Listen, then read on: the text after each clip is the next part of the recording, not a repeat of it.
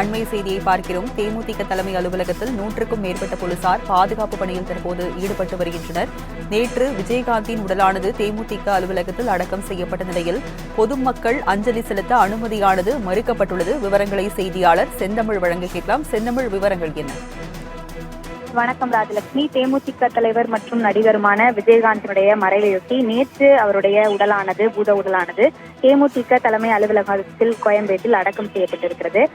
கிட்டத்தட்ட 1,00,000க்கும் மேற்பட்டவர்கள் முதல் நாளே அஞ்சலி செலுத்தியிருந்த நிலையில் நேற்றைக்கு அவருடைய உடல் நல்லடக்கம் செய்யப்படும் என்று அறிவிக்கப்பட்டது முதலாகவே பல்வேறு மக்கள் பல்வேறு ஊர்களிலிருந்து தங்களுடைய வேலைகள் அனைத்தையும் அப்படியே நிறுத்திவிட்டு தென் மாவட்டங்களிலிருந்தும் சென்னையில் இருப்பவர்களும் நேற்றைக்கு கிட்டத்தட்ட தீவுத்திடலில் மட்டுமல்லாது அவருடைய உடல் நல்லடக்கம் செய்யப்படும் இடத்தில் பொதுமக்களுக்கு அனுமதி இல்லை என்று கூறியதற்கு பிறகாகவும் கூட அவருடைய அலுவலகத்திற்கு வெளியிலே காத்திருந்து அஞ்சலி செலுத்தி இருந்தார்கள். தேமுதிக தலைவர், அதாவது தற்போது பொதுச் செயலாளர் இருக்கக்கூடிய பிரேமலதா விஜயகாந்த் அவருடைய உடல் நல்லடக்கம் செய்யப்பட்டதற்கு பிறகாக அனைவரிடத்திலும் பேசும்போது கூட பொதுமக்களை உள்ளே அனுமதிக்க வேண்டும் என்பதுதான் தங்களுடைய ஆசை. ஆனால் அதற்கு சரியான பாதுகாப்பை தங்களால் வழங்க முடியாத காரணத்தினால் எங்களால் அனுமதிக்க முடியவில்லை என்று தெரிவித்திருந்தார்.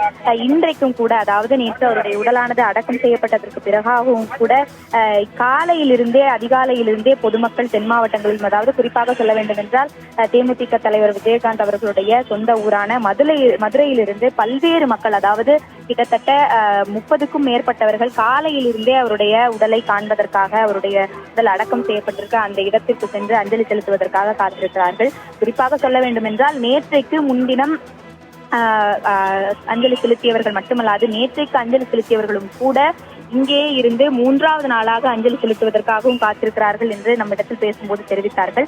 அவரோடு பழகியவர்கள், அது மட்டுமல்லாது அவர் பார்த்தவர்கள், அவருடைய கட்சி தொண்டர்கள் மட்டுமல்லாது ரசிகர்கள் என்று சென்னையில் இருக்கக்கூடியவர்கள் மட்டுமல்லாது வெளியூர்களிலிருந்தும் பல்வேறு மக்கள் வந்து இந்த இடத்தில் காத்துக் கொண்டிருக்கிறார்கள். காவல்துறையினுடைய பாதுகாப்பு இங்கே அளிக்கப்பட்டிருக்கிறது.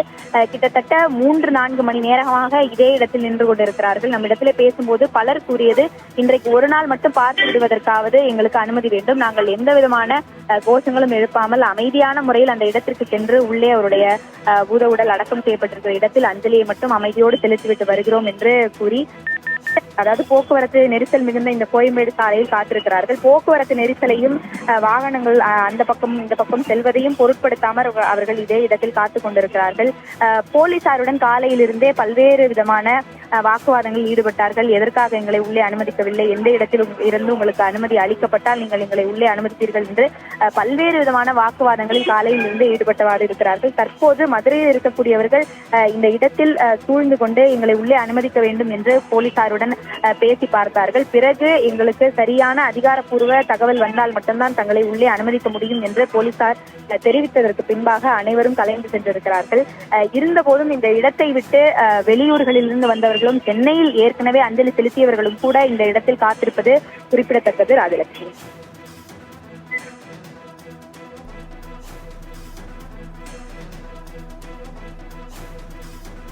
விவரங்களுக்கு நன்றி செந்தமிழ்.